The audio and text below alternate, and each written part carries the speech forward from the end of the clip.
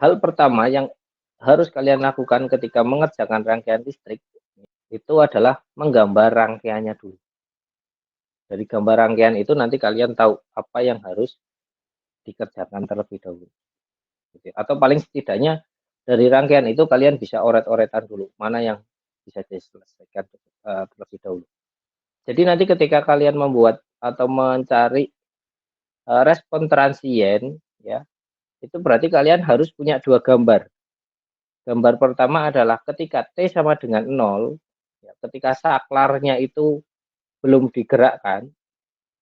Kemudian gambar yang kedua adalah ketika T lebih dari 0. Kenapa kok harus pakai dua gambar? Karena kita mau melihat dari dua keadaan. Kalau kalian lihat di gambar grafik ini, ketika T sama dengan 0, itu asumsinya adalah kondisi stabil. Ini ketika T sama dengan 0. Ketika T lebih dari 0, itu berarti kalian akan memperhatikan grafik ini, penurunan grafik ini, gitu ya.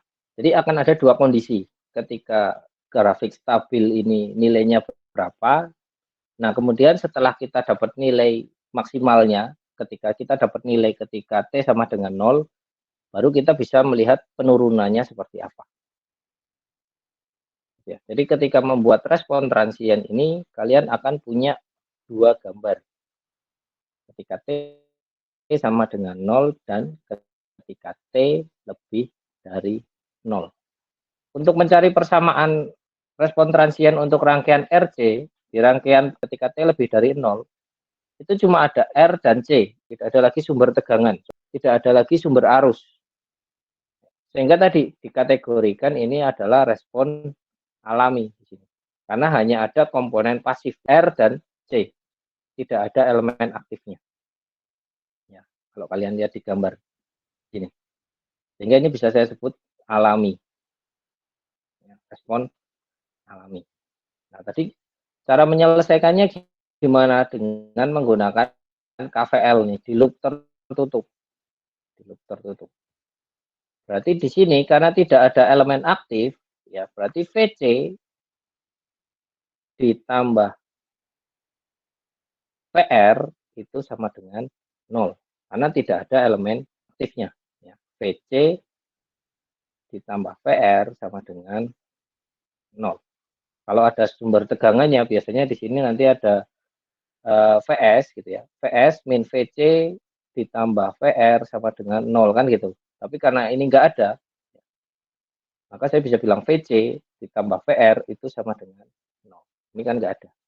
Nanti gini kalau dijabarkan agak cukup panjang sebenarnya ya.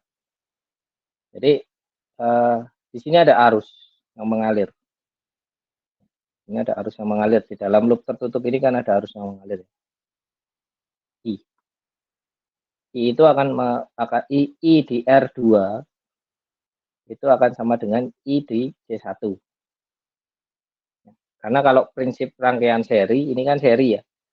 Prinsip rangkaian seri itu adalah yang sama arusnya, yang beda tegangannya. Kalau di paralel, yang sama adalah tegangannya, yang beda adalah arusnya. Jadi kalau di rangkaian seri, itu arus sama tegangan berbeda.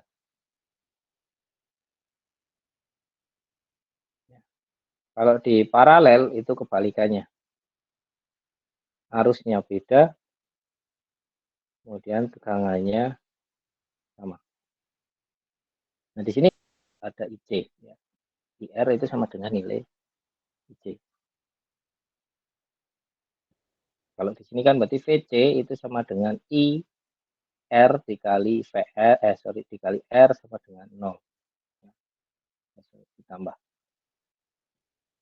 Jadi ini VC itu bisa saya ganti IR itu karena sama tadi ya dengan IC, maka ini bisa saya ganti IC dikali R sama dengan 0. Mencari arus di kapasitor, ya, itu tadi kalau kita lihat tabel di atas, di kapasitor, IT atau IC itu sama dengan C dV per dt. Sehingga di sini IC itu sama dengan C dikali D VC per DT, kan gitu. DVCT. Sehingga nanti rumus IC di sini itu berarti bisa kita ganti VCT sama ditambah C DVCT per DT dikali dengan R sama dengan 0. Nah, kenapa ini disebut orde 1? Karena di sini ada turunan, turunannya hanya turunan 1 aja. Kalau orde 2 nanti akan ada D kuadrat, turunan kedua. Nah, kalau saya sederhanakan ya, ini atau saya tata ulang dulu aja ya, saya tata ulang. Berarti ini R dan C ini koefisien. RC dikali DVC per DT, ya, ini saya pindahkan ke depan, ditambah VCT sama dengan 0. Ini RC-nya saya ilangin, berarti ini saya bagi dengan 1 per RC. Sehingga akan didapat DVC per DT ditambah 1 per RC VCT. Ini disebut orde 1. Kenapa disebut orde 1? Karena turunan di sini baru turunan tingkat 1. Ya.